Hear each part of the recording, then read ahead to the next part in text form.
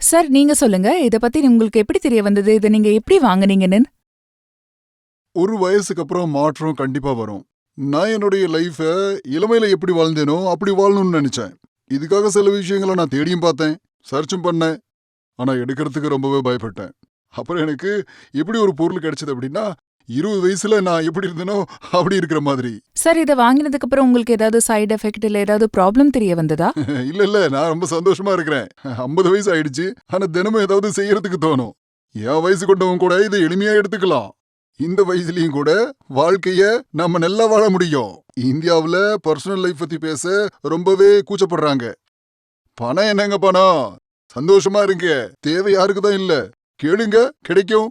அப்படி முழுமை அடையலைனா ஹெல்ப் வாங்க. நான் வாங்கின மாதிரி லிவ் முஸ்டாங்கோட. மேம் நீங்க சொல்லுங்க, இத யூஸ் பண்ணதுக்கு அப்புறம் உங்களுக்கு எப்படி இருக்குன்னு? இன்னைக்கும் நாங்க எங்க பழைய இளமைய ஃபீல் பண்ணிட்டு இருக்கோம். சோ மேம் உங்ககிட்ட நான் கேட்க விரும்புறது என்னன்னா, உங்க ஹஸ்பண்ட் கூட ரிலேஷன்ஷிப் ஃபர்ஸ்ட் எப்படி இருந்தது? முதல்ல எல்லாம் என் ஹஸ்பண்ட் என் கிட்டவே வர மாட்டாரு. அதாவது காதல் இல்ல, ரொம்பவே சண்டை நடந்துட்டு இருக்கும் எங்க நடுவுல. இப்போ உங்களுக்கு என்ன வித்தியாசம் தெரிஞ்சிருக்கு? லிவ் மஸ்டாங் எடுத்ததுக்கு அப்புறம் இப்போ எல்லாமே நல்லாவே இருக்கு. நானும் என் புருஷனும் ரொம்ப சந்தோஷமா இருக்கோம்.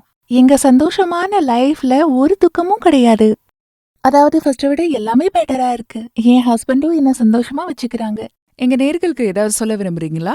நான் என்ன சொல்ல விரும்புறேன்னா, இத பாக்குற மகளிர் தன்னோட ஹஸ்பண்ட்களுக்கு ஒரு தடவையாவது லிவ் மஸ்டாங் கண்டிப்பா கொடுக்கணும்னு. உங்களுக்கு கண்டிப்பா வித்தியாசம் தெரியும். நீங்களும் எங்கள மாதிரியே சந்தோஷமான வாழ்க்கை வாழலாம்.